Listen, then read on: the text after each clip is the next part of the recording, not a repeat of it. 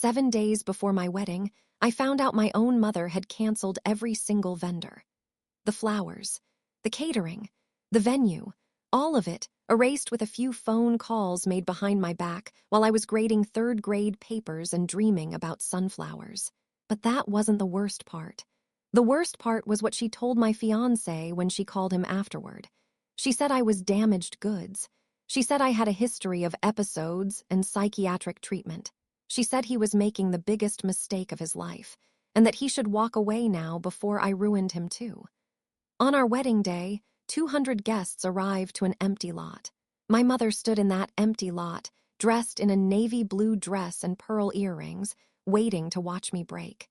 She was the only one who showed up at the original address. Everyone else was somewhere else.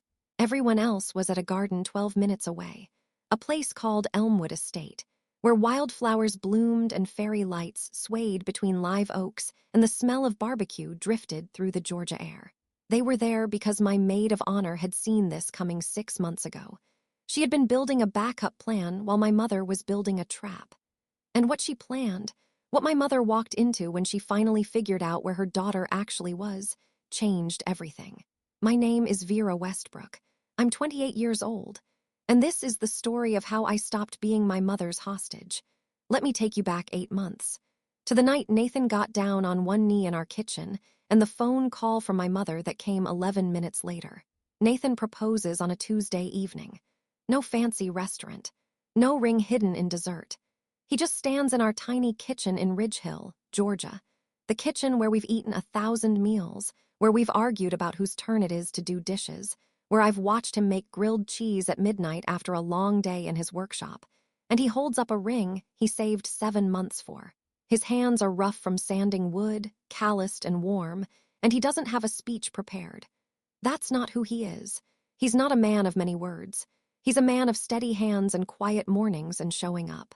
I don't have a speech, he says. I just know I want every morning to start with you. I say yes before he finishes the sentence. The ring slides onto my finger like it was always meant to be there.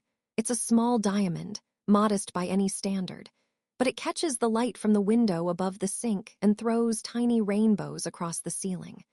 We sit on the kitchen floor afterward, my back against the cabinets, his arm around my shoulder, and I keep turning my hand under the light, watching the diamond catch it. For 11 minutes, the world is exactly right. Then my phone rings. Mom, I pick up, still smiling, still floating. Mom, where are you having it? No congratulations, no gasp, no oh honey, I'm so happy for you, just that. Flat. Demanding. The wedding, Vera, where's the venue? I need to know now. I glance at Nathan. He tilts his head, listening. We haven't decided anything yet, Mom. He literally just... Well, you need to start deciding. These things book out a year in advance. I'll handle the calls. I should explain something. My whole life, every decision I've ever made has passed through my mother first. Which college? She had opinions. Which major? She had better ones. Which apartment? She had to approve the neighborhood. When my father died, I was 19 years old. I stood at his funeral in a black dress that didn't fit anymore because I'd lost weight from not eating, and my mother pulled me close. Her arms were tight around me, almost too tight, and she whispered in my ear, "It's just us now, you're all I have." From that day forward, saying no to her felt like abandoning a widow. So when I tell her, "We want to plan it ourselves, Mom," she goes quiet. 4 seconds, I count them. Then she says, "Fine, I understand, you don't need me anymore." My chest tightens. The old guilt, the one she installed like software when I was a child, the one that runs automatically every time she sighs or pauses or looks away, boots up instantly. "No, Mom. Of course I need you. I want you to help." I hear her exhale, satisfied. Nathan watches me from across the kitchen. He doesn't say anything, but his jaw shifts just slightly, the way it does when he's holding something back. I didn't know it then, but that phone call was the first move in a game my mother had been waiting to play. 3 months after the engagement, my mother has taken over everything. It happens gradually, the way water rises in a basement. By the time you notice, it's already at your ankles. First, she offers to make a few calls to vendors because I'm busy teaching 3rd grade. I have 22 7-year-olds who need to learn fractions, and I'm grading papers until 9 o'clock most nights. It seems reasonable, helpful even. Then she starts showing up to tastings without telling me. I'll arrive at the caterer's and she'll already be there, rearranging the sample menu, crossing off dishes I wanted. Too casual, she says. People will talk. Then she changes my contact information on the florist's account to her own number. I don't find out until weeks later, when I call to confirm an order and the florist says, "Oh, your mother already handled that." I wanted wildflowers. Sunflowers, lavender, baby's breath, loose and messy and alive, the kind of flowers that look like they were picked from a meadow. My mother orders white roses. "For elegance," she says. "You'll thank me." I wanted barbecue. Pulled pork, cornbread, sweet tea in mason jars. The kind of food that tastes like summer and feels like home. "You can't serve barbecue at a wedding, Vera. People will talk." I wanted the seating chart to put Nathan's family up front. His mother, Gloria, who has been nothing but kind to me since the day we met.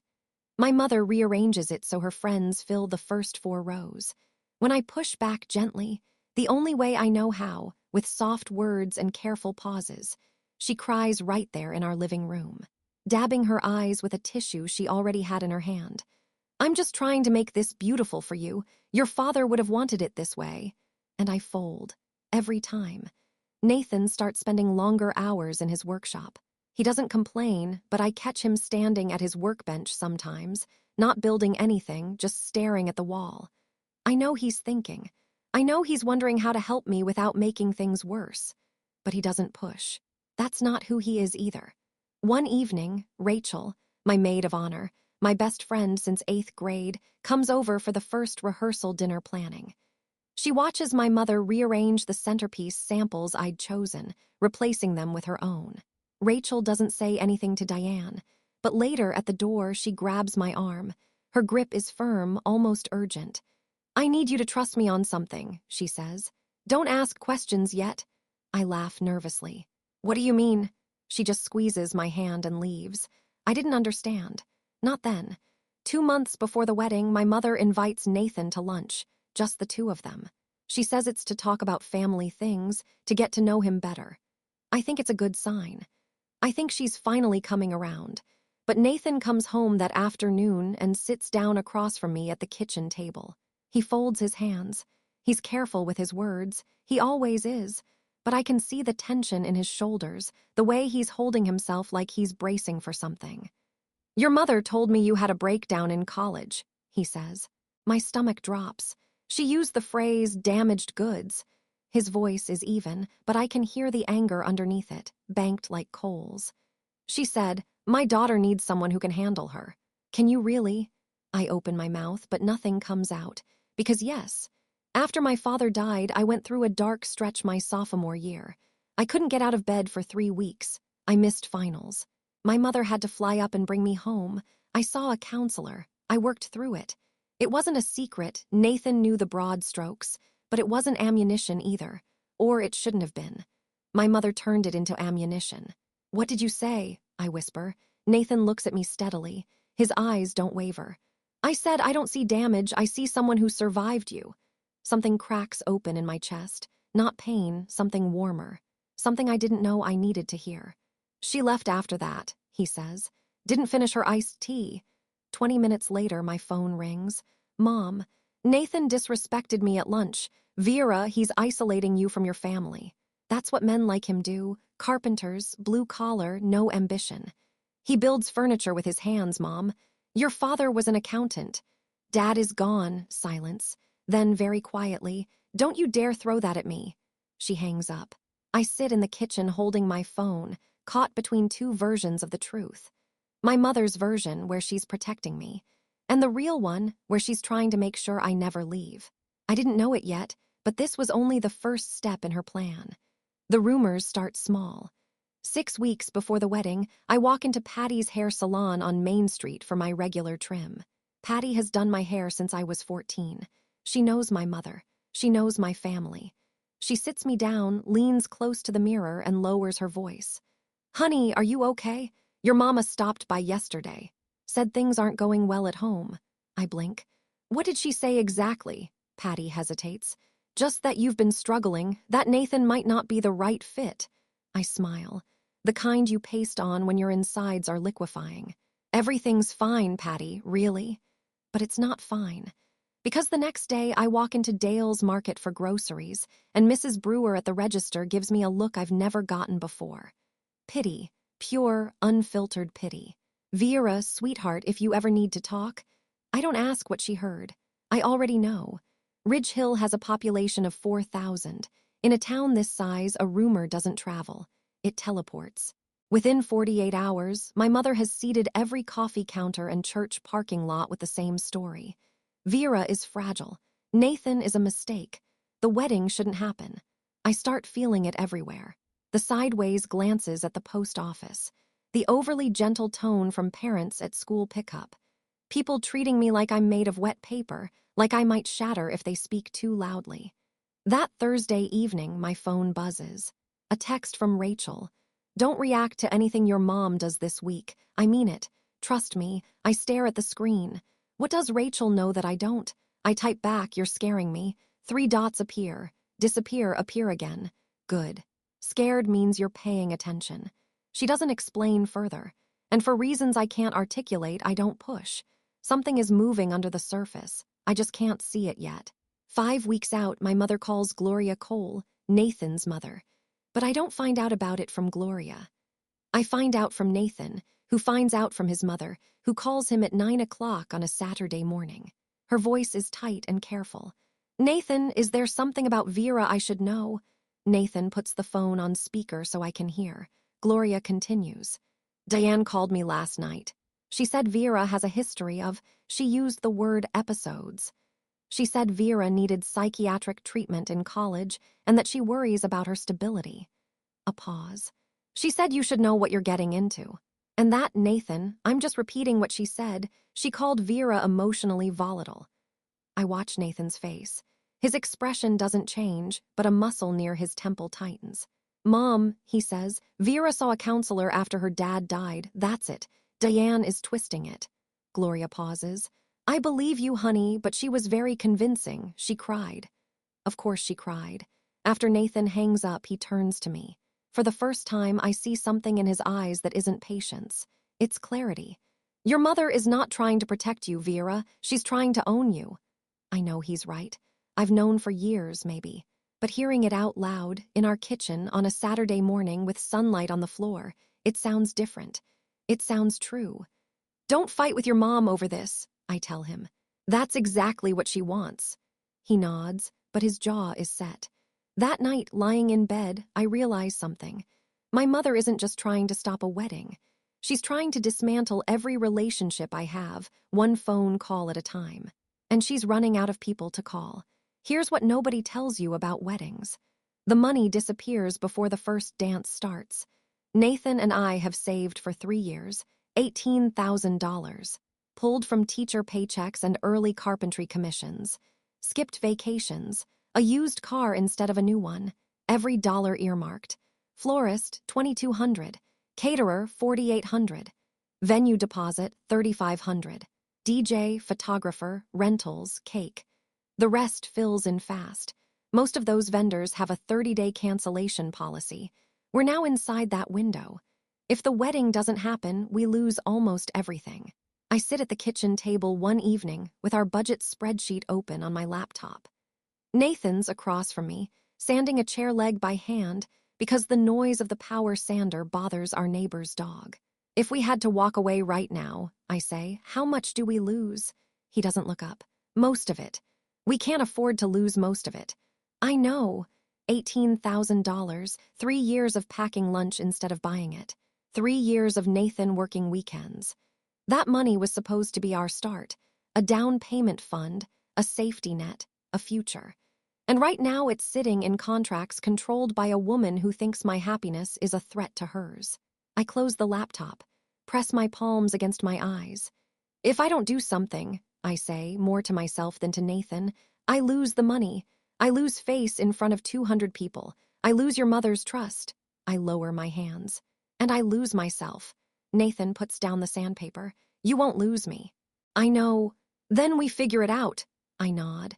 But sitting there in the quiet of our kitchen, I think, this is the bottom. This is as bad as it gets. I was wrong. 7 days before the wedding, a Monday. I'm grading papers at my desk during lunch when I decide to call the florist. Just a quick confirmation. Routine. The phone rings twice. Magnolia Florals, this is Dawn. Hi, Dawn, it's Vera Westbrook. Just checking in on our order for Saturday. A pause, too long. Ma'am, that order was canceled 3 days ago. The pencil in my hand stops moving. Excuse me? Your mother called. She said the wedding was off. I hang up. My fingers are shaking, but I dial the caterer. Miss Westbrook, yes, we received the cancellation Thursday. Your mother said, I hang up again. I call the venue. I'm sorry, Miss Westbrook. Mrs. Diane Westbrook called and canceled the reservation. She said the family had decided. I don't let her finish. I sit at my desk, staring at my phone, and I feel the ground beneath me dissolve. Not crack, dissolve. Like sand under a wave. I call my mother. She picks up on the first ring as if she's been waiting. Mom, you canceled my wedding. I canceled a mistake. That was not your decision. Everything about you is my decision, Vera. I grip the edge of my desk. I raised you, she says, her voice flat and even. I fed you. I buried your father alone. This wedding, it's mine to give or take. Something shifts inside me. Not anger, not yet. Something colder. Something that has been sleeping for 28 years and just opened its eyes. No, I say. It isn't. I hang up. My hands are still shaking, but my voice was steady. And that surprises me more than anything my mother just said. The room is very quiet. 22 third graders are at recess, and I'm sitting alone with the wreckage. I don't remember driving home. I remember the kitchen floor, the cold of the tile through my dress, the way the afternoon light made a rectangle on the wall that moved so slowly it felt like time had thickened. I'm not crying. That's the strange part. I'm just sitting there, my back against the dishwasher, my bag still on my shoulder, staring at nothing. Nathan finds me like that when he comes in from the workshop, sawdust on his forearms.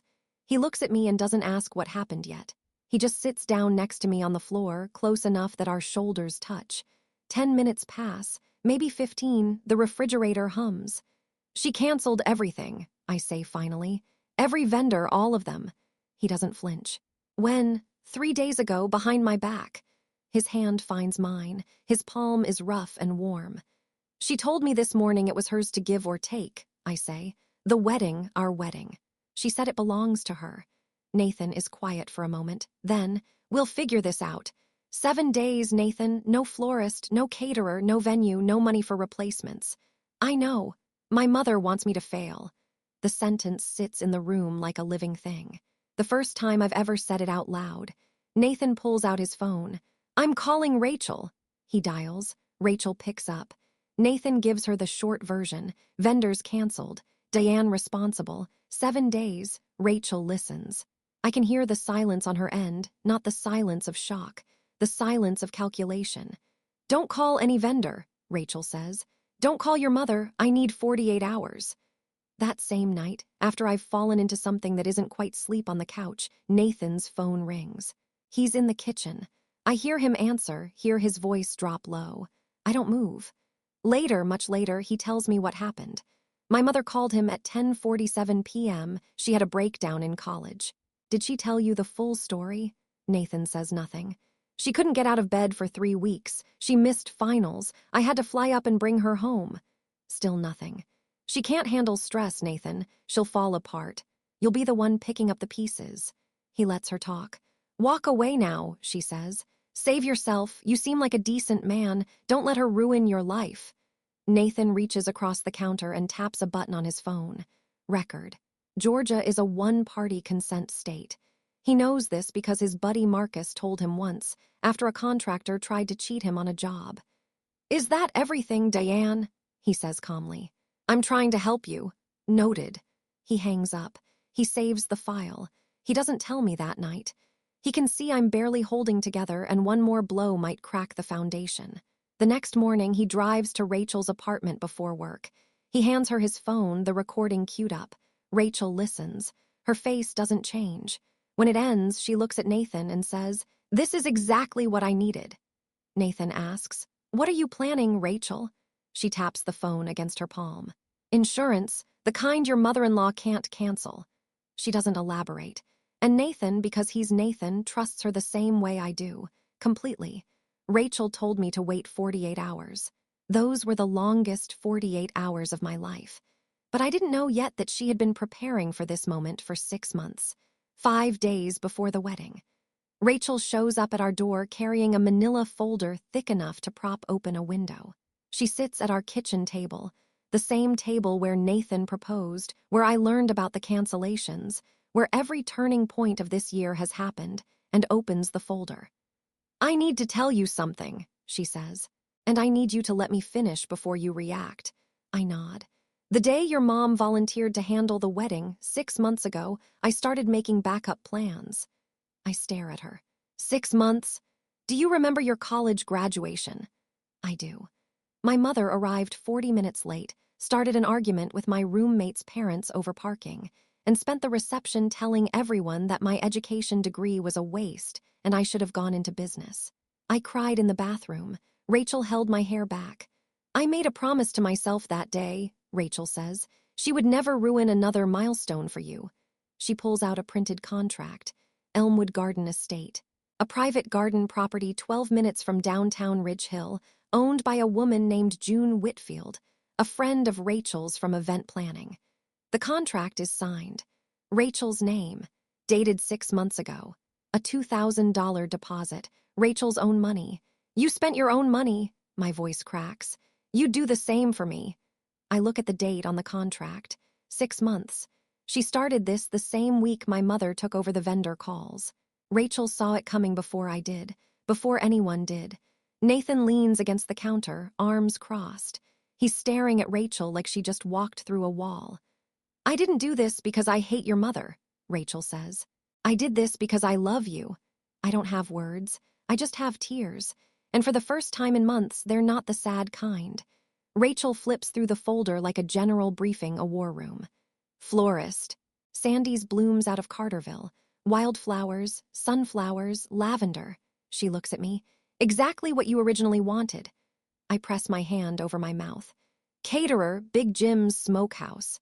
Pulled pork, cornbread, brisket, sweet tea, and mason jars." Nathan lets out a short laugh, the first one I've heard from him in weeks. "DJ is my friend Marcus. Photographer is my coworker Lena. She shoots weddings on the side. Total backup cost, $6,500. I've covered it. You pay me back whenever." I shake my head.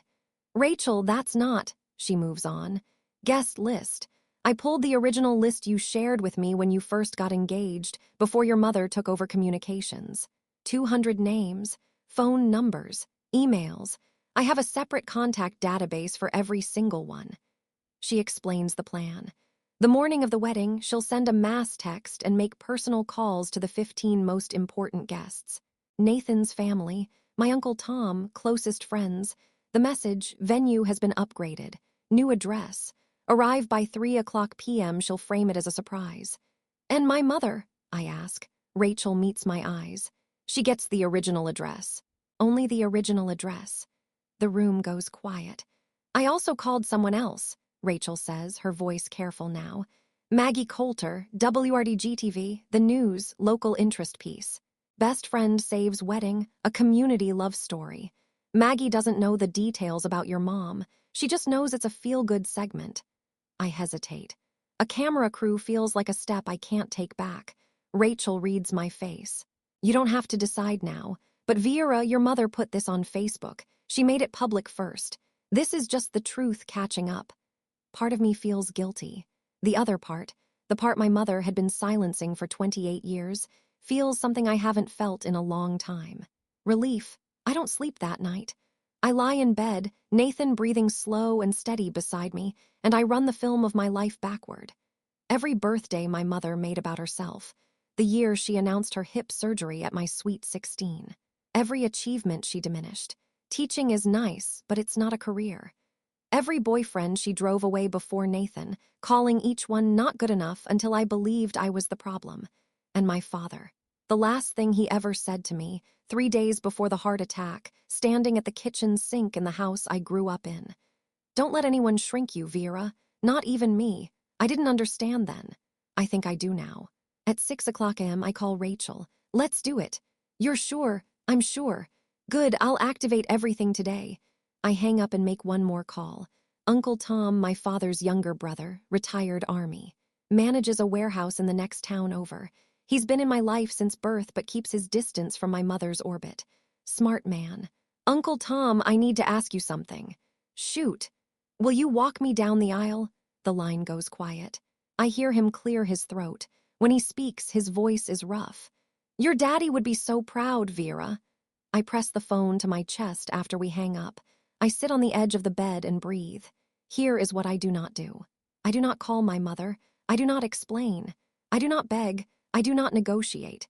For the first time in 28 years, I choose silence. Not the silence of submission. The silence of someone who has finally decided.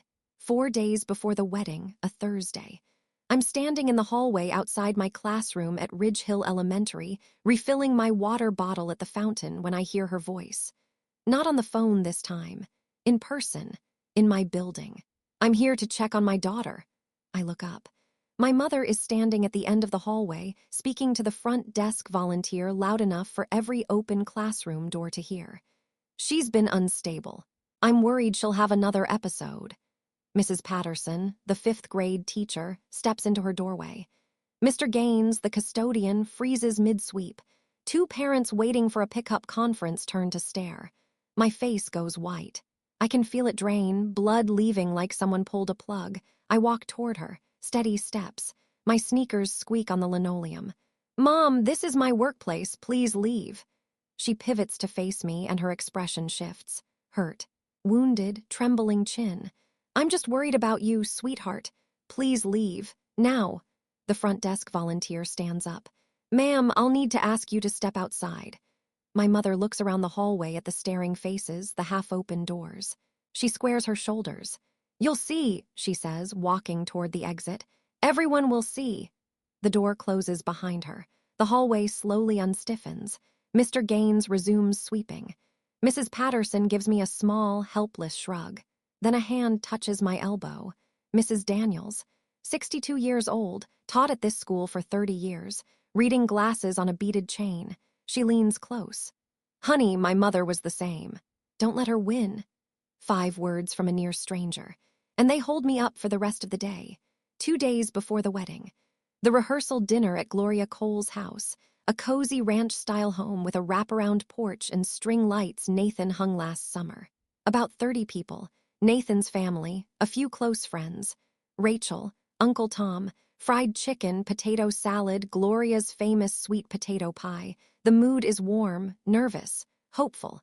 My mother was not invited. She comes anyway. I hear her car door at 7:15 p.m.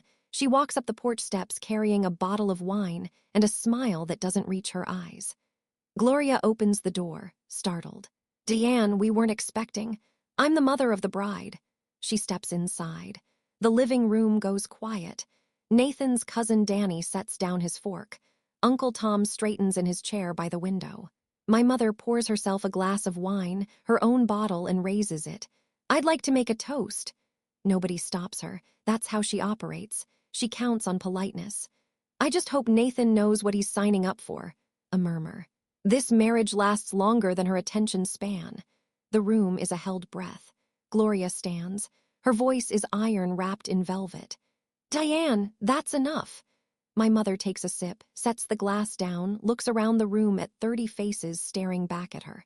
I said what I said. She walks out. The screen door slaps shut behind her. Silence. Then Nathan's hand finds mine under the table. He squeezes, I squeeze back. Gloria crosses the room and bends down next to my chair. Her eyes are wet. She whispers, I'm sorry I ever doubted you.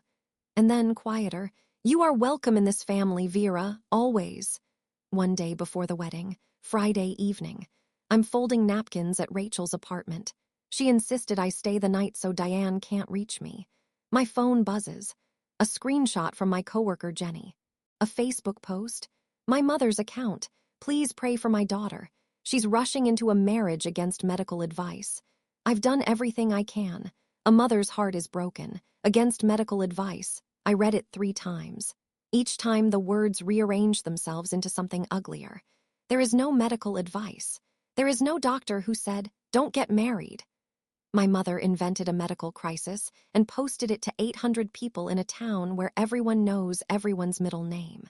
My hands are shaking. Rachel looks over, reads the screenshot, and her expression doesn't change. She's past shock. She's in operational mode. I saw it 20 minutes ago. 800 people, Rachel. I know. She's telling the whole town I'm mentally ill. Rachel takes the phone from my hand. Not roughly, like a nurse removing something that's hurting a patient. Don't respond. Tomorrow the truth will speak for itself. Nathan calls from our house. He saw it too. I'll drive over, stay. I'm okay. I'm with Rachel. You sure? I'm sure. He pauses. No more screens tonight, Vera. I agree. Rachel takes my phone and puts it in a kitchen drawer. She makes chamomile tea.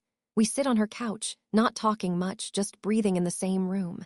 I lie in Rachel's guest bed that night, eyes open, staring at the ceiling fan turning slow circles.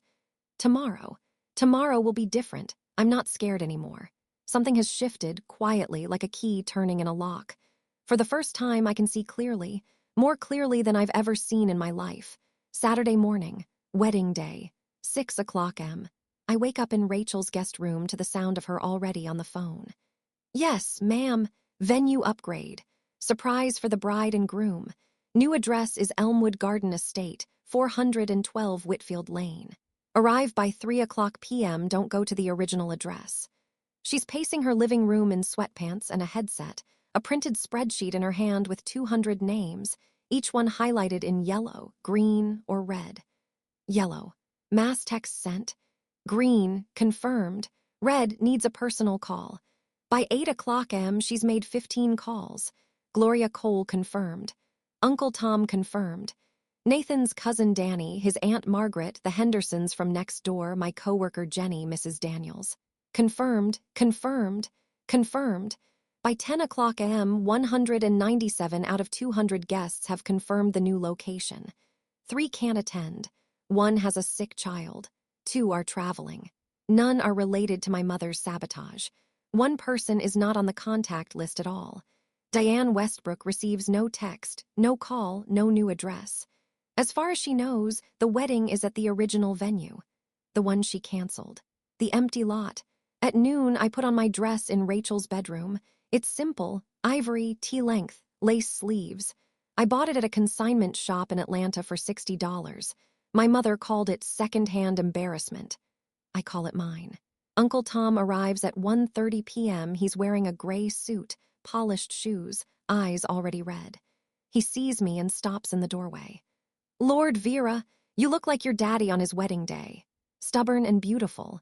Rachel checks her watch, checks her list, looks at me. Ready? I smooth my dress. I take a breath. I've been ready for 28 years. For the first time, my wedding feels like mine. Elmwood Estate sits at the end of a gravel lane lined with pecan trees. There's a white wooden gate, open wide. Beyond it, a rolling lawn edged with wildflower beds. Sunflowers, lavender, baby's breath. The flowers I chose. The flowers my mother erased. Rachel brought them back. Fairy lights are strung between 2 ancient live oaks, swaying just enough to make the light shimmer. Wooden chairs line a center aisle. Chairs Nathan built himself over the last year. One every weekend, stacked in his workshop where I thought he was just staying busy. He was building our wedding without me knowing. The barbecue pit is already going. Big Jim himself, in his denim apron, tends the smoker. Pulled pork, cornbread, sweet tea, and mason jars. Just like I dreamed. Guests start arriving at 2:30. They step through the gate and stop. Almost every one of them stops. Some press their hands to their chests. Some laugh in disbelief. Mrs. Henderson whispers to her husband, "This is better than the original." Gloria Cole walks in, sees the wildflowers, sees the hand-built chairs, sees the fairy lights catching the Georgia afternoon sun. She finds me near the garden trellis and wraps her arms around me. Tight, real. This is what your wedding was always supposed to look like. Maggie Coulter from WRDG-TV arrives quietly with her cameraman. They set up off to the side, unobtrusive, professional. Rachel briefs them, a heartwarming story about friendship and community. That's all they need to know for now. Old Mrs. Freeman, my neighbor since childhood, 81 years old, Sunday hat and all, finds me and takes both my hands. Your daddy is watching, sweetheart, I know it. I believe her. 200 chairs, 197 guests, and the only person missing is the one who tried to make sure none of this would exist. 3:00 p.m. The afternoon light turns gold. Uncle Tom takes my arm at the end of the aisle. His grip is firm, military firm, but his hand is trembling. "Slow steps," he murmurs. "Make it count." The music starts, not a grand orchestral piece, just a guitar. Rachel's friend Caleb, sitting on a stool under the live oak, playing a finger-picked version of the song Nathan and I danced to on our first date. In his workshop, sawdust still on the floor, I step forward. 200 faces turn. Some are smiling, some are already crying. Gloria Cole holds a tissue to her nose. Mrs. Daniels nods at me from the third row. Small, steady, certain. Nathan stands at the end of the aisle. His hands are clasped in front of him. His eyes are red and he's not hiding it. He's never hidden anything from me. Uncle Tom delivers me to Nathan, shakes his hand. "Take care of her or answer to me." Nathan nods. "Yes, sir." The efficient Nathan's college friend David, ordained online last month specifically for this, keeps it simple. Short readings. No sermon, then the vows. Nathan goes first. His voice breaks once on the word home. My turn. I don't read from a card. I look at him and say what I've been holding for months. "I choose you not because I need to be saved, but because I finally know I deserve to be loved without conditions." The garden goes quiet. Even the birds, it seems. I don't need permission to be happy. Not from anyone, not anymore. Nathan's hand finds mine. The officiant pronounces us married. We kiss under the live oaks and the fairy lights sway. And 197 people rise to their feet. The sound of their applause fills the garden like a wave. And somewhere 12 minutes away, an empty lot waits in silence. 3:15 p.m. 12 minutes away. I learned the details later, pieced together from Uncle Tom, from the security guard, from Maggie Coulter's footage. My mother drives to the original venue at 2:45. She parks her silver sedan, the one she always keeps spotless because appearances matter, and steps out in a navy blue dress and pearl earrings. She's not dressed for grief. She's dressed for victory. She walks toward the lot. It's empty. No tent, no chairs, no flowers, no caterer, canceled vendors, the empty venue, her daughter's dream erased. In her mind, the story ends here with Vera humiliated, crawling back, needing Mama again. Then she looks around. No cars. No guests arriving. No confused relatives milling about. No one weeping on their phone. No one at all. The smile fades. She pulls out her phone and calls me. It rings 5 times and goes to voicemail. She calls Rachel. Voicemail. She calls Gloria Cole. Voicemail. She scrolls through her contacts and calls Nathan's cousin Danny. Voicemail. Mrs. Henderson, voicemail. Jenny from my school, voicemail. 7 calls, 8, 9, not a single answer. She stands in the middle of that empty lot, phone pressed to her ear, turning in a slow circle. The sun is hot. The cicadas are loud. And she is completely, utterly alone. I try to imagine what that moment felt like for her. The exact second she understood. The second the smile dropped and the realization landed like a stone in still water. She came to watch me break. Instead, she stood in an empty field, calling number after number, and no one answered. Someone answers eventually. A distant cousin of Nathan's, Bev, 74, hard of hearing, probably didn't understand the "Don't Tell Diane" memo. She picks up on the 6th ring. "Oh, Diane, didn't you get the message? Weddings at Elmwood Garden now. Pretty place out on Whitfield Lane." My mother hangs up without saying goodbye. 25 minutes later, she must have broken every speed limit in Ridge Hill. Her silver sedan crunches up the gravel lane at Elmwood Garden Estate. She sees the white gate, the fairy lights through the trees. She hears the music, the laughter, the clinking of glasses, the smoky sweetness of barbecue drifting through the Georgia air. She parks. She walks to the gate. Her heels sink slightly into the gravel. A man is standing at the entrance. Kyle, Rachel's friend, 6'2", calm-faced, holding a clipboard. He's been briefed. "Good afternoon, ma'am. May I see your invitation?" My mother straightens. "I'm the mother of the bride." Kyle looks down at his list. He scans it carefully, top to bottom. He looks up. I'm sorry, ma'am, your name isn't on the guest list. My mother stares at him. Her mouth opens, then closes. There must be a mistake. No mistake, ma'am, I've checked twice. Through the gate, she can see the chairs, the wildflowers, the mason jars, the guests laughing. She can see the back of my dress. She can see Nathan's arm around my waist. Everything she tried to destroy is right there, alive and whole and glowing. And there is a gate between her and it, and a man with a clipboard, and her name nowhere on the list. I understand this is difficult, Kyle says gently, but I can only admit listed guests. For the first time in her life, my mother is on the outside of a door she can't open, and the key is not in her hands. She doesn't leave quietly. I piece this together from Maggie Coulter's footage, which I watch only once, 2 weeks later, and never again. My mother's voice rises, first measured, then sharp, then raw. This is my daughter's wedding. I am her mother. Kyle doesn't move. His hands stay clasped in front of him, his expression neutral. He's been trained for this. Rachel thought of everything. Ma'am, I understand, but I'm not authorized to. I gave birth to her. Several guests near the gate turn their heads. Nathan's Aunt Margaret whispers something to the person next to her. Mrs. Henderson shakes her head slowly.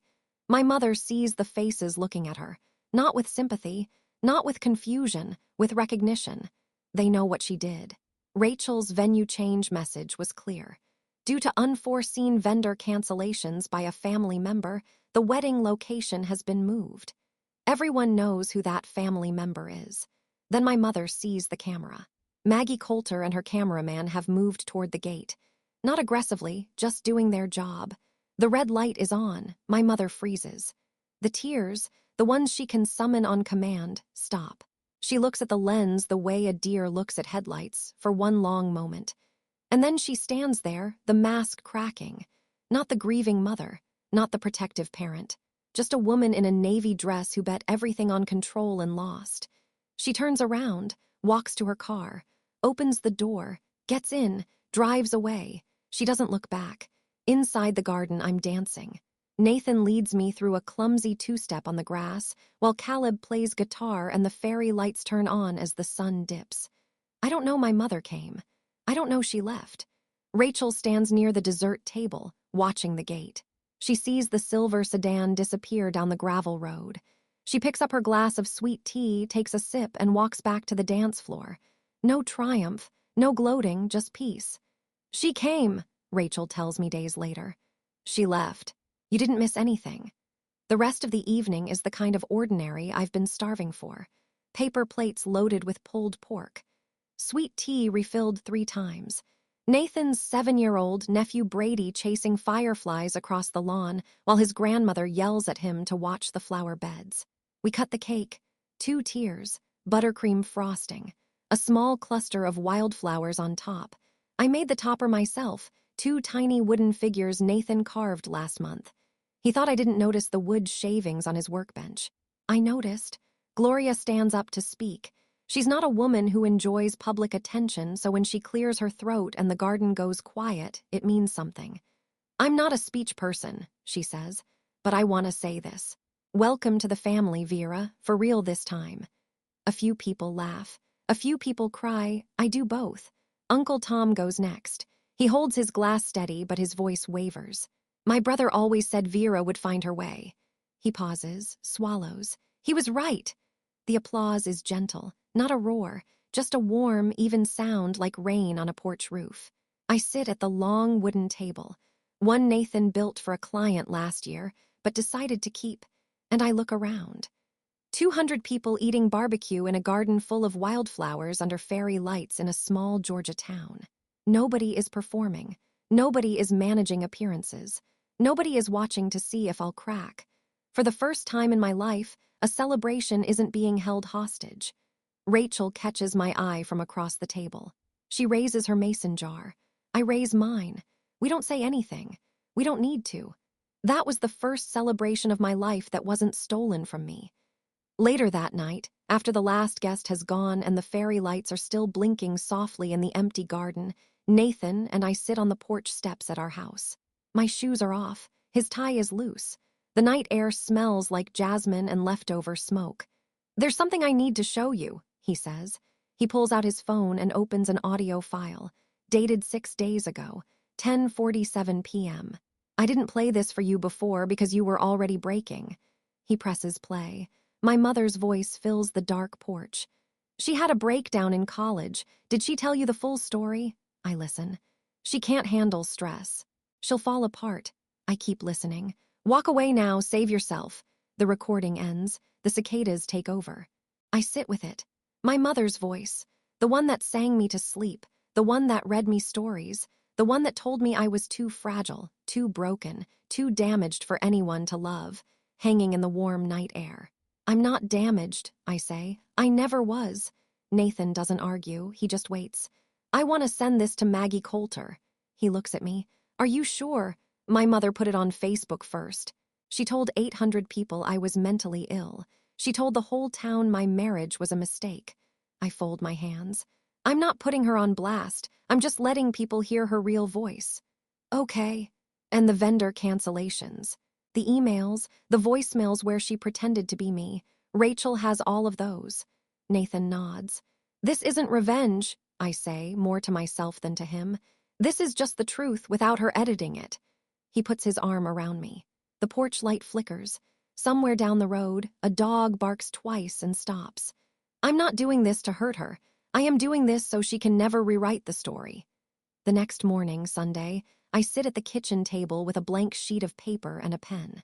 Not an email, not a text. A letter, handwritten because some things should cost effort. I write 3 drafts before I get it right. The first is too angry. The second is too kind. The third is honest. "Mom, I love you. I need you to know that first, because the rest of this letter will be hard to read. You canceled my wedding. You told my fiancé I was damaged goods. You told the town I was mentally ill. You told his mother I was unstable. You came to my workplace and implied I was having a breakdown in front of my colleagues. You posted on Facebook that I was marrying against medical advice. That was a lie. I don't hate you for any of this, but I can't pretend it didn't happen. I think you're afraid. I think you've been afraid since Dad died. Afraid of being alone, afraid of losing control, and afraid that if I build my own life, there won't be room for you in it. There is room. There will always be room. But not like this. I need distance. I don't know for how long. When you're ready to talk, really talk, without guilt, without tears used as weapons, without trying to control the conversation, I'll be here. But the door opens from my side now. Not yours. I love you, Mom. But love without boundaries isn't love. It's captivity. Vera, I fold the letter. Put it in an envelope. Write Diane Westbrook on the front. I drive to Uncle Tom's house and hand it to him. He reads it standing in his doorway.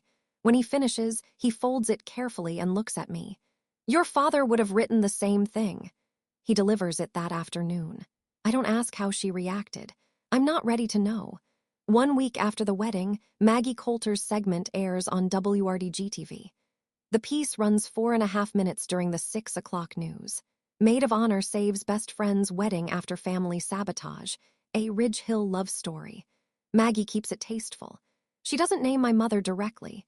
She says a family member canceled all wedding vendors 1 week before the ceremony. She shows footage of the garden, the wildflowers, the fairy lights, Nathan and me dancing. She interviews Rachel, who says simply, "When someone you love is in trouble, you don't wait for permission to help." She doesn't need to name Diane. In a town of 4,000, subtraction is identification. If the mother of the bride isn't in the wedding footage, and a family member did the sabotage, everyone does the math. Within 3 days, I hear the ripples. Diane's post, the one about medical advice, gets screenshot and shared across half the town before she can delete it. By the time she does, it's too late. People are placing it side by side with Maggie's report. The Ridge Hill Women's Auxiliary, where Diane has held a board seat for 6 years, sends her a polite email. "We think it's best if you take a leave of absence while things settle down." At Patty's hair salon, Patty herself tells Diane during her appointment, "Diane, I heard what happened. I think you should talk to someone. A professional." Neighbors stop waving from their driveways. Invitations to Sunday potlucks stop arriving. The phone calls taper off. My mother's currency in Ridge Hill was always reputation. The devoted widow, the sacrificing mother, the woman who held it all together. That currency is now worthless. A woman on the town's Facebook group writes, "What everyone is thinking, I always thought Diane was a devoted mother. Turns out devoted and controlling look the same from the outside." I hear about the next part from Uncle Tom, who checks on my mother because, despite everything, she's still his late brother's wife. And Tom is the kind of man who doesn't abandon people, even when they've earned it. Diane calls him on a Wednesday night, 2 weeks after the wedding. She's crying. "They turned my daughter against me." Tom doesn't sugarcoat it. "Nobody turned her, Diane, you pushed her. She's my child. I have a right. You have a right to love her. You don't have a right to own her." She hangs up on him, calls back 20 minutes later, calmer, trying a different angle. "Rachel manipulated the whole thing. She poisoned Vera against me. Rachel saved a wedding you tried to destroy." Silence. Tom tells me she calls a few of her old friends from the women's auxiliary. She tells them she's been pushed out by her daughter and her daughter's controlling best friend. The narrative is familiar. Diane, the victim, Diane, the misunderstood martyr. But this time, nobody buys it. Everyone saw the Facebook post. Everyone watched Maggie's report. She needs help, Tom tells me. Real help, not sympathy. Tom drives by Diane's house one evening and sees the lights on in the kitchen. Through the window, she's sitting alone at the table, looking at an old photo album. Her wedding album, her and my father, young, smiling, unbroken. He tells me this carefully, like he's not sure I want to hear it. I listen. "I hope she gets help," I say. I mean it. Not because I've forgiven her, because I know what it looks like when someone is drowning and too proud to call for a life vest. I tell Tom, if she agrees to see a therapist, I'll go to one session of family counseling with her. One, that's my offer. It's not forgiveness. It's a condition. And it's the most generous thing I can give right now. The money sorts itself out mostly. Nathan and I contact the original vendors, the ones my mother canceled by impersonating me. We bring the receipts, the emails where Diane signed as Vera Westbrook, the voicemails where she used my name. The florist and the caterer both review the evidence and agree. We didn't authorize the cancellation. Dawn at Magnolia Florals refunds $2,200. The caterer returns $4,800. That's $7,000 back. Not everything, but enough to breathe. The venue, Ridge Hill Community Pavilion, has a stricter policy. No refund past 30 days. But the manager, after hearing the story and seeing the voicemails, offers a credit toward a future event. Nathan says, "We'll use it for a first anniversary party." I laugh for the first time in a while. We pay Rachel back the $6,500 within 2 months. She resists. "Consider it a wedding gift," she says. I wire it anyway. Some debts aren't about money. They're about respect. And something unexpected comes from the wedding itself. 3 guests who saw the hand-built chairs and tables Nathan made for the reception reach out to him the following week. Custom furniture orders. A dining set for the Hendersons. A rocking chair for old Mrs. Freeman. A bookshelf for Maggie Coulter's producer. Nathan's workshop, which had been struggling for steady clients, suddenly has a 3-month wait list. I don't file charges against my mother. I don't sue for damages. I consider it briefly, but I'm a 28-year-old teacher in a small town, and she's my mother. The legal system isn't built for this kind of wound, but I keep everything. Every voicemail, every email, every screenshot. Filed neatly in a folder Rachel labeled just in case. We didn't get rich. We didn't get even. We just got free. 3 months later, our house is small. 2 bedrooms, 1 bathroom, a porch that needs repainting. Nathan says he'll get to it in spring. I believe him because the man finishes everything he starts. I go back to teaching. The 3rd graders don't know anything about what happened, and that's exactly how I want it. They care about multiplication tables and who gets to feed the class hamster. It's the most grounding thing in my life. Mrs. Daniels, the teacher who whispered, "Don't let her win," in the hallway that day, starts leaving a cupcake on my desk every Friday. She never mentions why. I never ask. Gloria Cole and I have dinner together every other Sunday. She's teaching me to make peach cobbler, the Cole family recipe, handwritten on an index card so old the ink is fading. Last Sunday, she handed me the original card. "It's yours now," she said. "Family recipe goes to family." I taped it inside our kitchen cabinet, next to a photo of Nathan and me at Elmwood Garden. I haven't spoken to my mother directly. Uncle Tom is the bridge. He tells me she started seeing a therapist. Went twice, quit, went back, quit again, then went back a third time. "She's trying," Tom says on the phone one evening. Slowly. Slowly is fine, I tell him. I'm not going anywhere, I mean it. The door I described in my letter, the one that opens from my side, is still there. I check on it sometimes in my mind. The way you check on a plant you're not sure will survive the winter. I don't need my mother to be perfect. I just need her to stop pretending I'm broken. That's the minimum. And for the first time, I'm not afraid to hold it. 6 months after the wedding, I come home from school on a Tuesday afternoon. There's a piece of mail on the porch. Not in the mailbox, on the porch, hand-delivered. A cream-colored envelope with no return address. My name written in handwriting I'd recognize in the dark. I open it, standing in the doorway. No letter inside. No words. Just a single pressed wildflower. A black-eyed Susan, flattened and dried between 2 sheets of wax paper. I hold it for a long time. A wildflower. The flower I chose for my wedding. The flower my mother replaced with white roses. The flower Rachel brought back. I don't know if it's an apology. I don't know if it's a goodbye. I don't know if she pressed it from her own garden or bought it somewhere or picked it from the roadside ditch out on Route 12, where black-eyed Susans grow wild every summer. I don't call her. I'm not ready. Maybe she's not ready either. I carry the flower inside and place it on the bookshelf, leaning against our wedding photo. Nathan and me under the live oaks, fairy lights in the background, wildflowers everywhere. My mother didn't say anything, and maybe that's the kindest thing she's done in years. Nathan comes in from the workshop, sawdust on his forearms. He sees me standing at the bookshelf. "You okay?" "Yeah." I turn around. "I'm good." Through the kitchen window, the late afternoon sun pours across the backyard. I can hear the rhythm of Nathan's table saw starting up again. The neighbor's dog barking. A mockingbird somewhere in the pecan tree. My name is Vera Westbrook Cole. I'm 29 now. And for the first time, my life is mine. If you've stayed with me this far, thank you. Walking away from my mother that day, standing in my kitchen with a letter in my hand and a wedding to save, was the hardest thing I've ever done. But it taught me that boundaries aren't about being cruel. They're about being honest. About saying, I love you, but I love myself too. If you have someone in your life who uses love like a leash, who makes you feel guilty for being whole, who punishes you for growing, I want you to hear me. You are not ungrateful for wanting air. You are not selfish for saying no.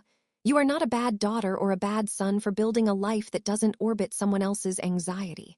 Boundaries are not walls. They're doors. And you get to hold the key. I didn't plan a revenge. I didn't scheme. But I was lucky. I had Rachel. I had Nathan. I had Uncle Tom and Gloria and Mrs. Daniels and 200 people who showed up at a backup garden on a Saturday in Georgia because someone sent them a text that said, "Trust me. If you don't have a Rachel, if there's no one in your corner right now, then be your own Rachel. Make a plan, not a plan for revenge, a plan for your future. A plan that protects the version of yourself that someone is trying to erase. You deserve to exist without permission. I know, because I spent 28 years waiting for permission. And the day I stopped asking was the day my life actually began.